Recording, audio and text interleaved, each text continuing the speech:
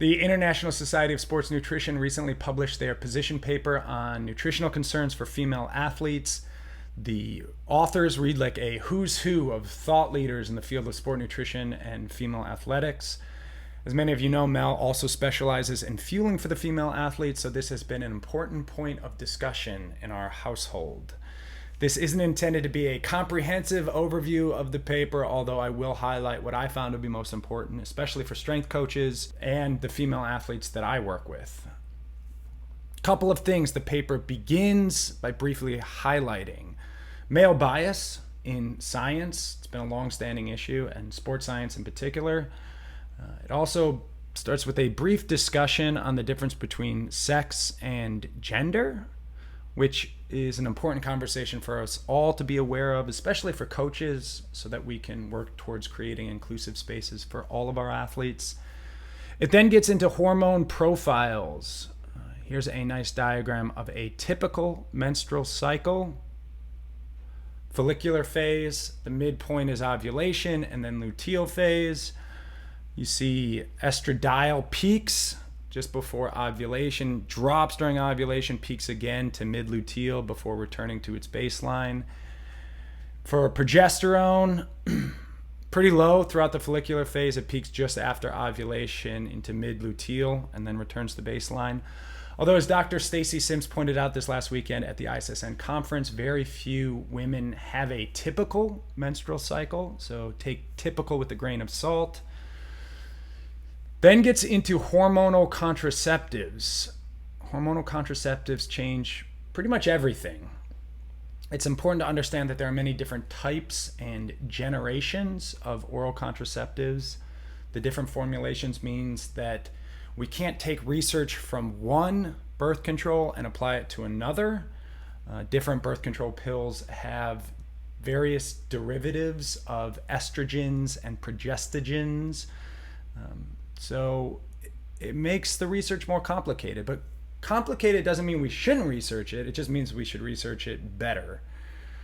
In terms of menopause, let's have a little brief discussion on menopause. Generally speaking, longer follicular phase, less pronounced luteal phase, which means less progesterone.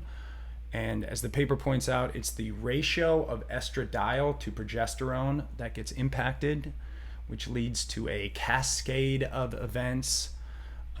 Anabolic resistance of muscle protein synthesis, insulin resistance, increased abdominal adiposity, decreased lean mass, reduction in bone mineral density, decreased energy expenditure. It's not the best list from an athletic perspective, but as a strength coach, I would remind you that there's a lot that we can do to increase lean mass, to increase bone mineral density, to increase energy expenditure, to increase or improve insulin sensitivity.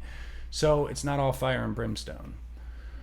If you only remember one thing from this paper, remember this, that low energy availability and relative energy deficiency in sport are significant problems. The primary nutritional, I'm like a politician here, the primary nutritional consideration for female athletes should be adequate energy intake. I keep pointing my thumb at you. I'm going to say it again, it's important. The primary nutritional consideration for female athletes should be adequate energy intake. Secondary to that, carbohydrate needs across all phases of the menstrual cycle, with an emphasis on greater carbs during the luteal phase, which is when gluconeogenesis is suppressed during exercise. Eat some protein after your workout. That's a good recommendation for all athletes. About 20 grams, preferably with higher concentrations of essential amino acids. The paper gives weight-specific recommendations. Daily protein intake should be high, at the higher end of current sport nutrition guidelines, which are 1.4 to 2.2 grams per kilogram.